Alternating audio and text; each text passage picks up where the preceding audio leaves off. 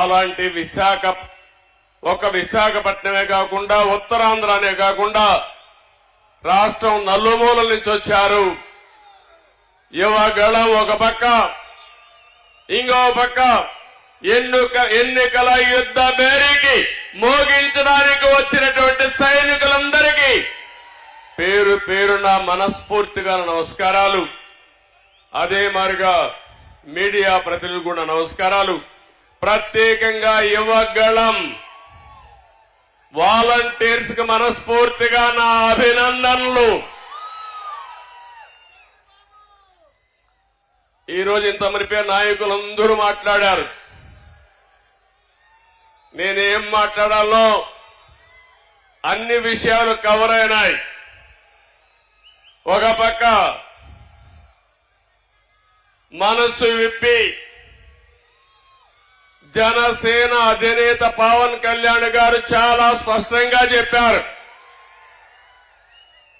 గతంలో ఏ విధంగా రాష్ట్రం కోసం సహకరించింది, ఈ రోజు మళ్లీ ఏమి ఆకాంక్షించి తెలుగుదేశం జనసేన పొత్తు పెట్టుకుంటుందో చాలా స్పష్టంగా వారు చెప్పడం జరిగింది. ఇంకో పక్క లోకేష్ కూడా 226 రోజులు రాష్ట్రం మొత్తం తిరిగి ప్రజల సమస్యలను అర్థం చేసుకుని అధ్యయనం చేసి చాలా క్లుప్తంగా వారి అనుభవాలు కూడా చెప్పారు. మీరు ఒక విషయం మీరు గుర్తుపెట్టుకోవాలి.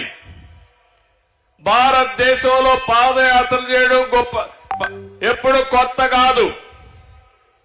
నేను పాదయాత్ర చేశాను, బస్సు యాత్ర చేశాను. ప్రజా చైతన్యాన్ని తేవడానికి మొట్టమొదటిసారిగా నందమూరి తారక రామారావు గారు చైతన్య యాత్ర చేశారు. అక్కడి నుంచి ఎన్నో యాత్రలు వచ్చాయి. 45 ఏళ్లు సుదీర్ఘ రాజకీయ జీవితంలో చూశాను. ఎప్పుడు పాదయాత్ర పైన దండయాత్ర చేసే సందర్భం ఎప్పుడూ లేదు. అదే మొట్టమొదటిసారిగా ఈ సైకో జగన్మోహన్ రెడ్డి పరిపాలనలో చూశాను. ఎవరైనా పాదయాత్ర చేసి ఒక సమస్య పైన పాదయాత్ర చేసినప్పుడు, ఒక పవిత్రమైన భావంతో చేసినప్పుడు చేతనైతే సహకరించాలి, చేత కాకపోతే ఇంట్లో పడుకోవాలి. కానీ పోలీసులను అడ్డం పెట్టుకుని ఎన్ని ఇబ్బందులు పెట్టారో కడాన నా ఎవరైతే యువగళం వాలంటీర్లు జైలుకు పోయి వచ్చారంటే, అటెంప్ట్ మర్డర్ కేసు పెట్టారంటే తమ్ముళ్ళు భయపడద్దండి. మీ కష్టాలు నేను చూసా.